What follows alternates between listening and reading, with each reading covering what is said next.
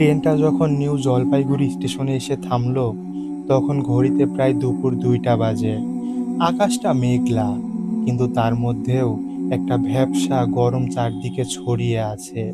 Train থেকে নামতেই একরাশ ক্লান্তি এসে ভর করলো শরীরে। প্রায় 18 ঘন্টার লম্বা জার্নি, তার উপর রিজার্ভেশন না পাওয়ায় জেনারেল কামরায় গাদাগাদি করে আসা। শরীরটা যেন আর চলছিল না। আমার সাথে আমার বন্ধু অয়ন ছিল। ওর অবস্থাও আমার চেয়ে খুব একটা ভালো না। দুজনেই প্রায় বিধ্বস্ত। আমাদের উদ্দেশ্য ছিল দার্জিলিং ভ্রমণ, কিন্তু এই অবস্থায় সোজা দার্জিলিং এর জন্য গাড়ি ধরার মতো শারীরিক বা মানসিক শক্তি কোনোটাই অবশিষ্ট ছিল না। তাই ঠিক করলাম আজকে রাতটা শিলিগুড়িতেই কাটিয়ে দেব। কাল সকালে তরতাজা হয়ে দার্জিলিং এর পথ ধরব। স্টেশন থেকে বেরিয়ে একটা অটো ভাড়া করে আমরা হিল কাট রোডের দিকে এগোতে লাগলাম। অয়ন আমাকে বলল, শোন, ভালো দেখে একটা হোটেল রুম নিস। আজকে রাতটা অন্তত শান্তিতে ঘুমাতে চাই। আমি মাথা নেড়ে সম্মতি জানিয়ে বললাম, হ্যাঁ রে, সেটাই দেখছি। তবে পকেটের কথাও ভাবতে হবে। হিলকাট রোডের আশেপাশে বেশ কিছু হোটেল ছিল। কয়েকটাতে খোঁজ নিয়ে দেখলাম হয় ভাড়া অনেক বেশি, নয়তো ঘরগুলো পছন্দ হচ্ছে না। প্রায় আধা ঘন্টা ঘোরার পর একটা পুরনো, খানিকটা বিবর্ণ চেহারার হোটেলের সামনে এসে দাঁড়ালাম। নাম হোটেলের ব্লু মুন। বাইরে থেকে দেখতে খুব একটা আকর্ষণীয় না হলেও আমাদের তখন আর বাছাবাছি করার মতো অবস্থা ছিল না। ভেতরে ঢুকতেই একটা স্যাঁতস্যাঁতে পুরোনো দিনের গন্ধ নাকে এসে লাগলো। রিসিপশনে একজন বয়স্ক ভদ্রলোক বসেছিলেন। চোখে মোটা ফ্রেমের চশমা, চুল প্রায় সবই সাদা। আমাদের দেখে তিনি মুখ তুলে তাকালেন। আমি এগিয়ে গিয়ে বললাম, দুটো বেডের একটা ঘর হবে আজকের রাতের জন্য? ভদ্রলোক আমাদের অপদমস্তক একবার দেখে নিয়ে একটা খাতা খুললেন। তারপর ধীরে ধীরে বললেন, হ্যাঁ, হয়ে যাবে। তিনতলায় একটা ঘর খালি আছে, 302 নাম্বার। ভাড়া শুনে মনে হলো আমাদের বাজেটের মধ্যেই, তাই আর দেরি না করে রাজি হয়ে গেলাম।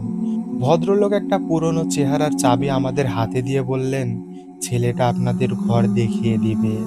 একজন অল্প বয়সী ছেলে এসে আমাদের সাথে তিনতলার দিকে এগোতে লাগলো। হোটেলের করিডরগুলো বেশ অন্ধকার। টিম টিম করে কয়েকটা আলো জ্বলছে। দেওয়ালে পুরনো দিনের অয়েল পেন্টিং, যার বেশিরভাগই বিবর্ণ হয়ে গেছে। একটা অদ্ভুত নিস্তব্ধতা চারদিকে। আমাদের পায়ের শব্দ ছাড়া আর কোনো আওয়াজ নেই।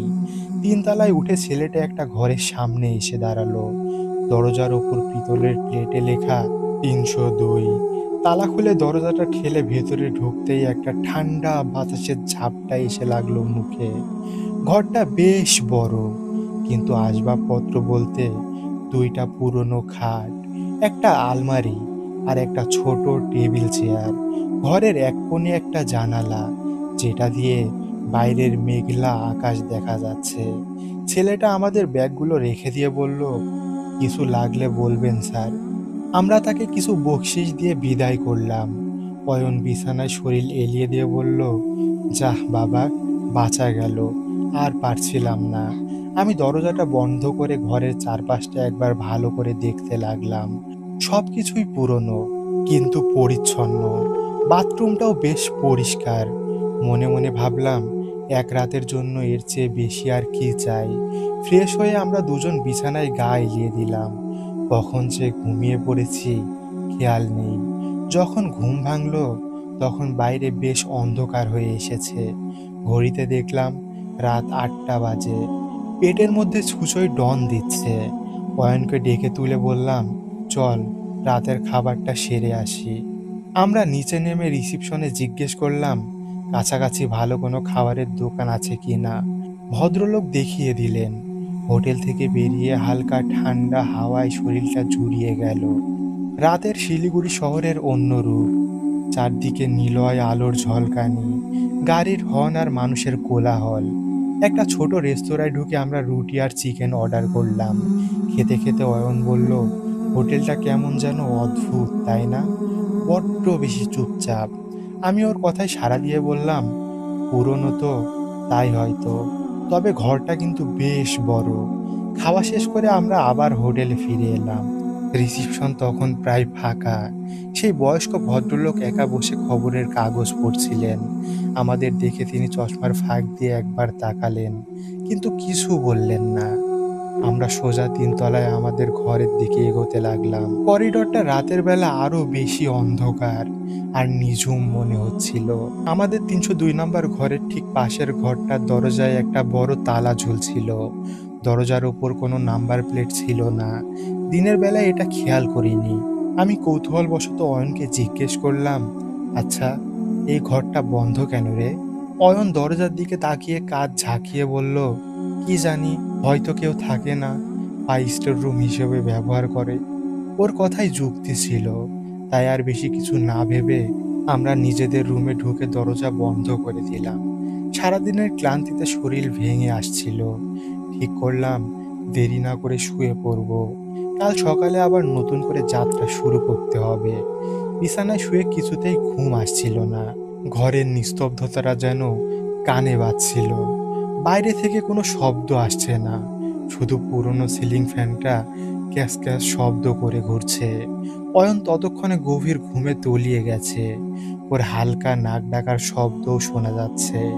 হঠাৎ করে আমার মনে হলো পাশের বন্ধ ঘরটা থেকে একটা অস্পষ্ট আওয়াজ আসছে। প্রথমে ভাবলাম হয়তো আমার শোনার ভুল, কিন্তু কান পেতে শোনার চেষ্টা করতেই বুঝলাম ভুল নয়, খুব মৃদু একটা শব্দ, যেন কেউ কিছু একটা টানা হেঁচড়া করছে। আমি বিছানা থেকে উঠে দরজার কাছে গিয়ে কান পাতলাম। এবার শব্দটা আরো একটু স্পষ্ট হলো, কিন্তু ঠিক কিসের শব্দ তা বোঝা যাচ্ছে না। কেমন যেন ঘষা টানার মতো আওয়াজ। আমার বুকের ভেতরটা কেমন যেন স্যাঁত করে উঠল। এই নিস্তব্ধ রাতে একটা বন্ধ ঘরের ভেতর থেকে এমন আওয়াজ আসার কথা নয়। আমি অয়নকে ডাকবো কিনা ভাবছিলাম, কিন্তু ও এমন গভীর ঘুমে আচ্ছন্ন যে ওকে ডাকতে মায়া হলো। নিজেকে বোঝালাম হয়তো হোটেলের অন্য কোনো ঘর থেকে আওয়াজটা আসছে।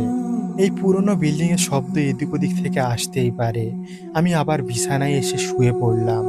চোখ বন্ধ করে ঘুমানোর চেষ্টা করতে লাগলাম, কিন্তু সেই ঘষ্টানের শব্দটা কিছুতেই মাথা থেকে যাচ্ছিল না। বরং মনে হচ্ছিল শব্দটা যেন ধীরে ধীরে বাড়ছে। বিছানায় শুয়ে এপাশ ওপাশ করেও ঘুম কিছুতেই আসছিল না। পুরনো সিলিং ফ্যানটার ক্যাস ক্যাস শব্দ আর তার সাথে মিশে থাকা পাশের ঘর থেকে ভেসে আসা ওই অদ্ভুত ঘষ্টানোর আওয়াজটা আমার স্নায়ুকে ধীরে ধীরে উত্তেজিত করে তুলছিল।